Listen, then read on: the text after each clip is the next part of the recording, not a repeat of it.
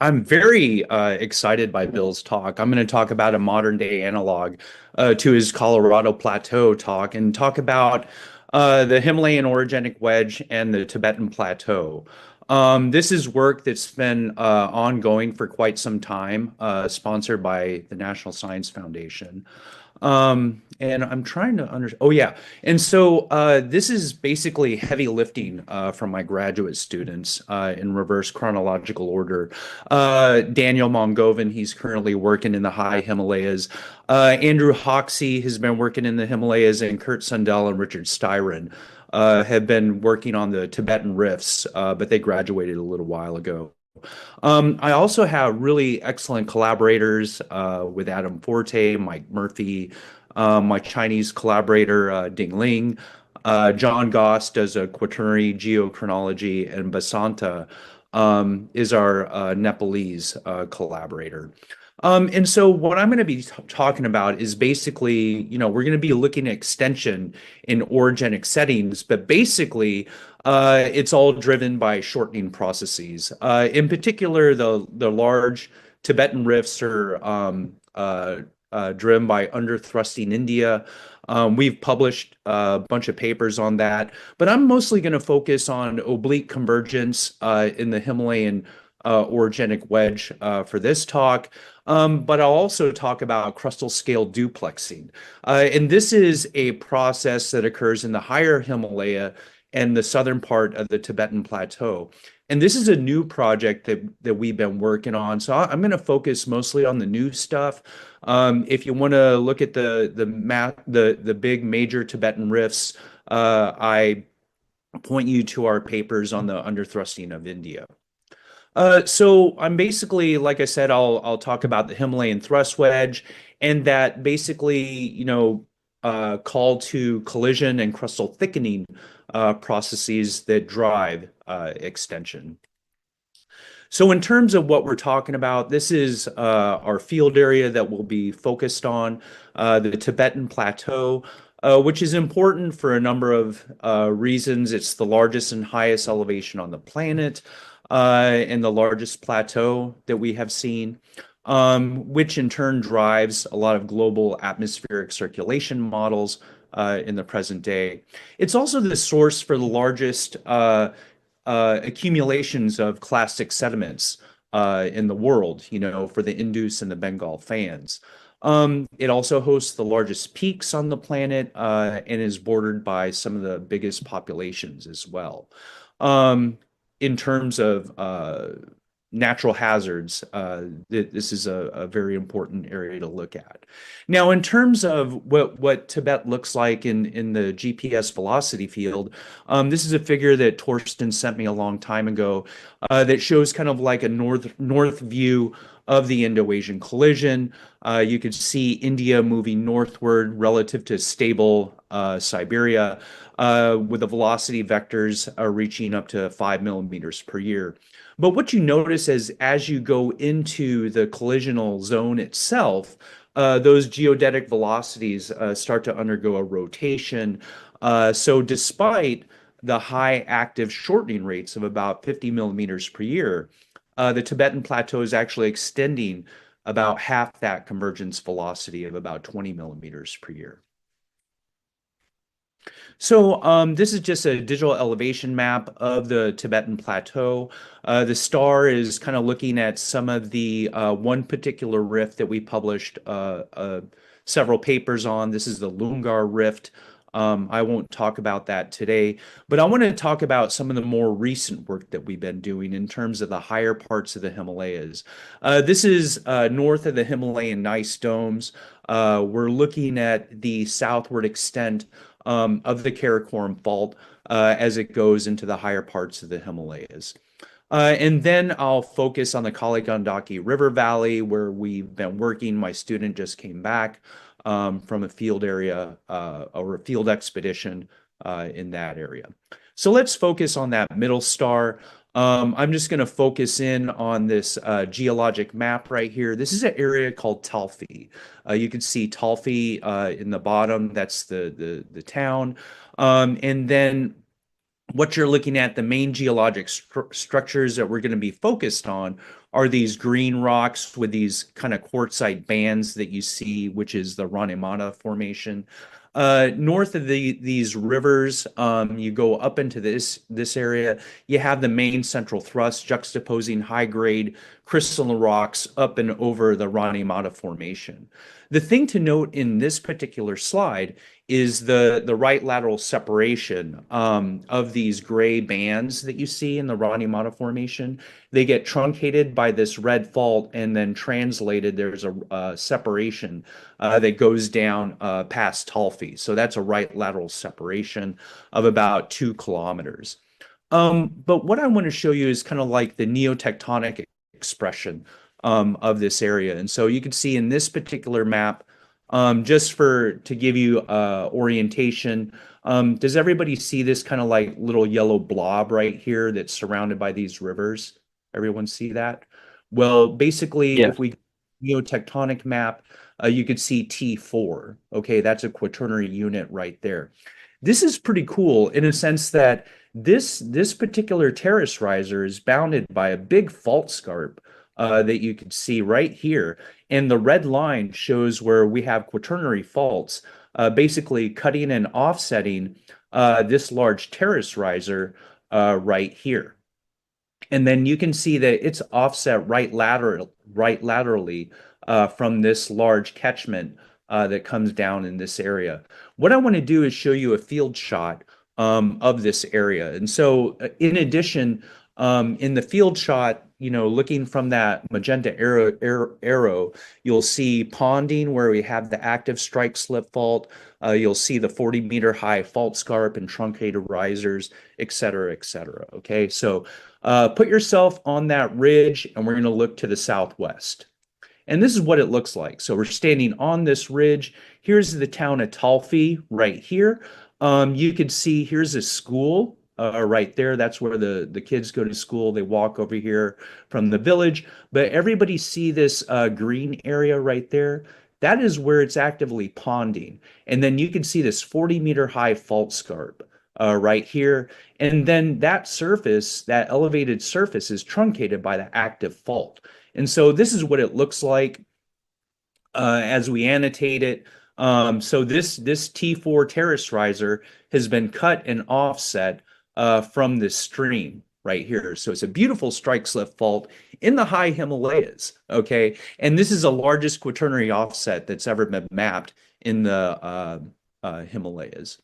Now, I'm not going to go through, this is only a 10-minute talk, and I'm actually going to struggle to get through this talk because I have a lot to say.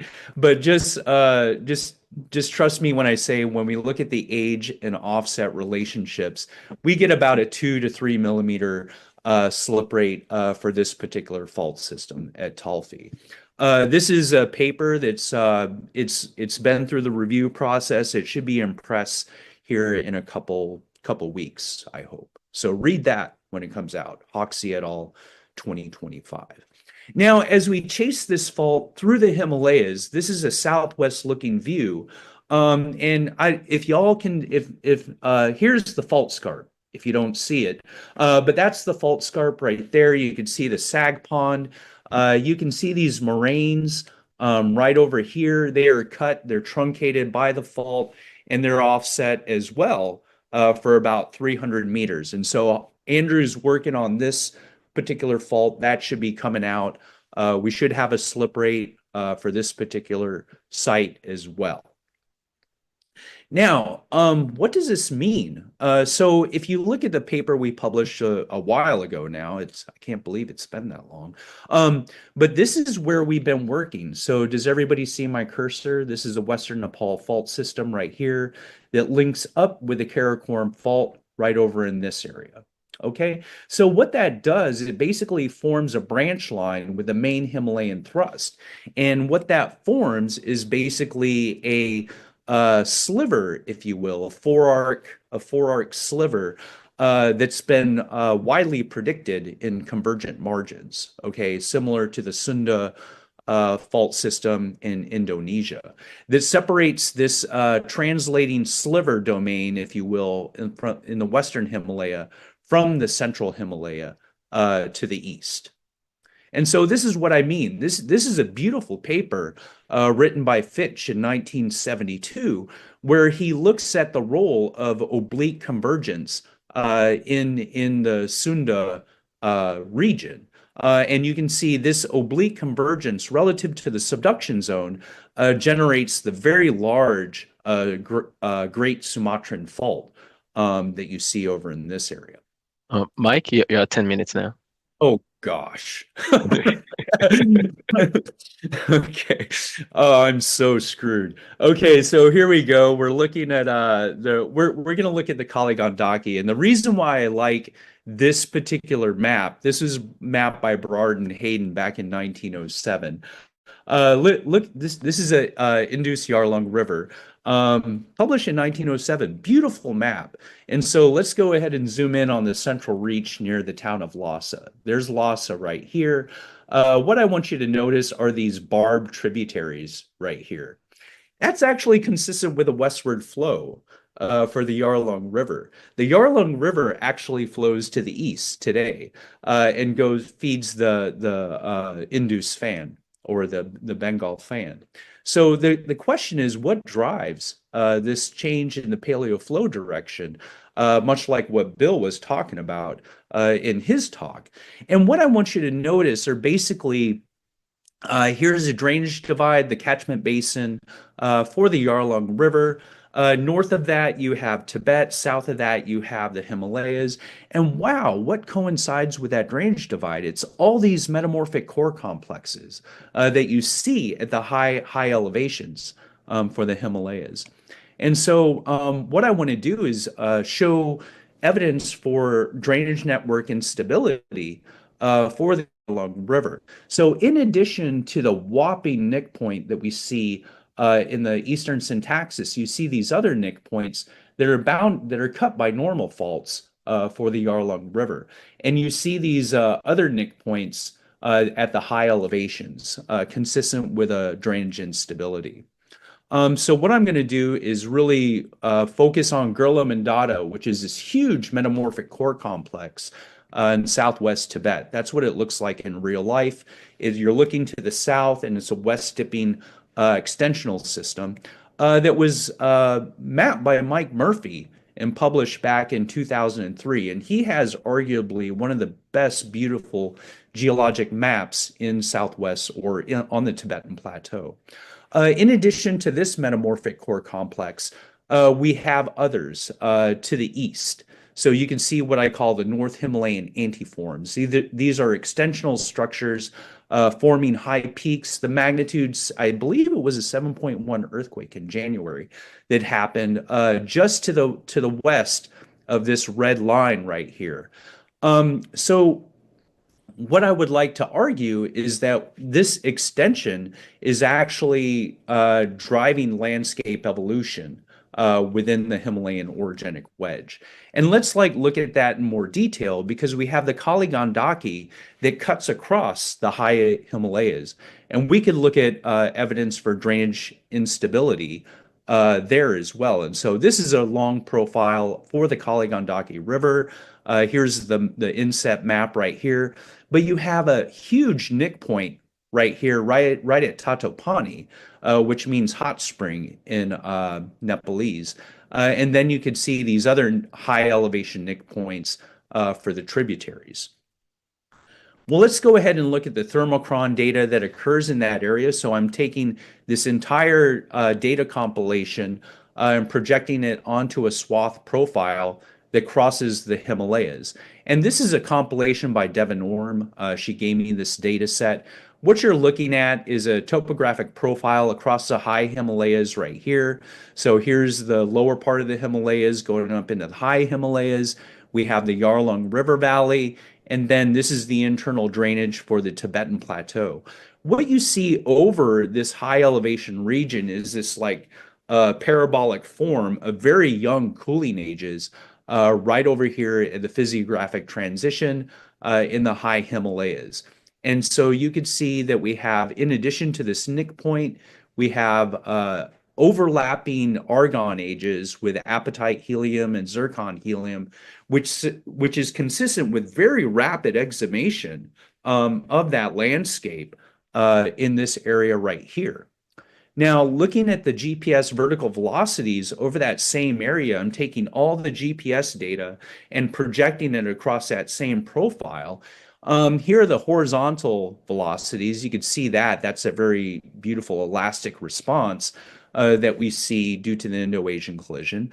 But also check this out. Over that same area where we had those very young thermochron ages, we see vertical velocities on the order of about 3 millimeters per year. This is a mean in that area where we see that same young cooling ages. So the landscape is actually uplifting actively today. And so if we take a cross section with seismic reflection over that same area, this is the in-depth profile. You can see the MHT right here. And you can also see the Gangdesi deep reflector. This is interpreted to be a ramp in the main Himalayan thrust. And we have these Yarlung deep reflectors as well, which is interpreted to be a hinterland dipping duplex. So we have a ramp in the main Himalayan thrust that's actually lifting up that landscape. And this is another antiformal duplex in that same area, but a little bit to the east in the area of the Kangmar Dome over in this area. This is a great counter thrust. This is an induced Yarlung suture zone. You can see that antiformal duplex as well. So this is kind of I'm wrapping up here. This is looking to the west at the Himalayas. You can see the main boundary thrust right here. I would argue that you extend the thrust wedge with a strike slip fault that comes through, forming a branch line. So this extends the Himalayan thrust wedge. And in addition to that, you have this northward sweep and extension related to underthrusting India. This is published already. But in addition to that, this is a paper that we published recently in GSA Today, where I would modify this area. And so what I did is I added a underfilled piggyback basin in between these two culminations related to ramps in the main Himalayan thrust. And basically, this is what drives extension. So your upper crustal extension is balanced by, lower crustal shortening is balanced by upper crustal extension, is basically the story.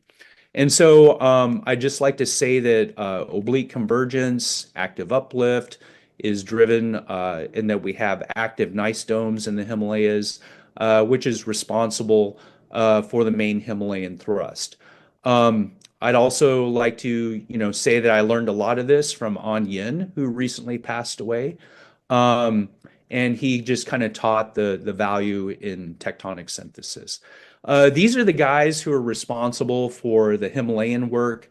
Michael Daniel generated that geologic map in the Talfi area. Dan Mongovan is working in the Kaligandaki River Valley, which is behind us. And Andrew Hoxie over the tall bald guy, he's the one who's been working on the Talfi slip rate site. And also, these are some of the papers related to the large Tibetan rifts, if you want to study those. Andrew McAllister did a lot of work, Kurt Sundell, Richard Styron, and my good buddy Mike Murphy from the University of Houston. So I'll just stop right there.